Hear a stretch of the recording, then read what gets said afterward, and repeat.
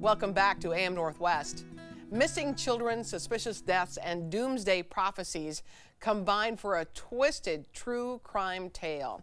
Here to share her new book about the Lori Vallow case, we welcome the author of Children of Darkness and Light, former criminal lawyer, Lori Hellis. Good to have you with us, Lori. Nice to This be here. case, I think, is fascinating to a lot of us, but you became kind of obsessed about this, right? Why? It had so many interesting layers to it. It wasn't, I hate to say just, but it wasn't just a murder. Yeah. It had so many other factors to it that really fascinated me. So let's talk about the Lori Vallow case. Tell me the main players, first of all. Lori Vallow and Chad Daybell. Her fifth husband. Fifth husband. Okay. I got interested in the case because I retired and moved to Arizona thinking I was going to sit out on my patio and write books. Yeah. And so I got interested when I heard on television that this woman had disappeared and her children were missing, and it was just her fourth husband was dead in a claimed self-defense. I mean, it was very convoluted. Yeah. And that's how I got interested in the case to begin with. So Lori Vallow met Chad Daybell. They're both members of the Church of Jesus Christ of Latter-day Saints. But they were kind of members of a smaller faction within the church that are very fundamentalist. They want to go back to the days of Joseph Smith. They want to go back to the really traditional teachings of the church. And there's sort of a small faction within the larger church. So would you call it a cult? I think that it has all the hallmarks of a cult. Yeah. Yeah. Like, give me one of the things they believe in, isn't it? Well, I think the most telling thing is that they believe the end of the world is coming. Lori Vallow, in fact, said that the world was going to end in July of 2020. And that was the reason why she didn't think that there was a problem with murdering her children. She was saving them from the tribulation that was to come. 2 children, her fourth husband, her third husband had died as well. Correct. And then his previous wife, Correct. Tammy. So and then they had the son and the daughter. Although the son was really a son of a niece, right?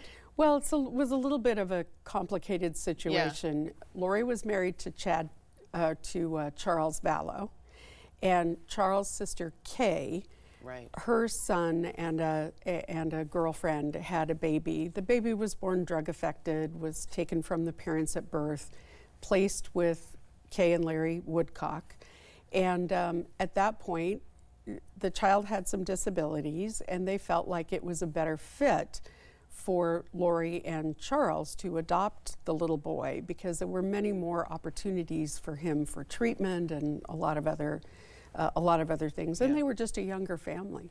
And when the 2 kids disappeared, that's kind of when everything kind of hit the fan, didn't it? When everyone started thinking, well, how did the previous wife of how did his wife die? How did her previous husband die? And then I think there was another, the third husband, and then her brother also died. Correct. She was convicted of the deaths of her children, correct? She was convicted of the deaths of her children and conspiring to kill Tammy Daybell, Chad's first wife.